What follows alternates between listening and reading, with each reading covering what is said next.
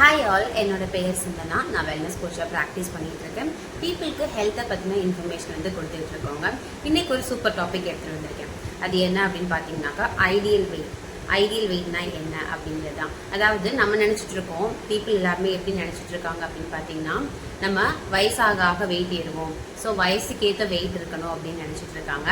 அது அப்படி கிடையாதுங்க. நம்ம ஹைட்டுக்கு ஏற்ற வெயிட் இருக்கணும், ஓகேங்களா?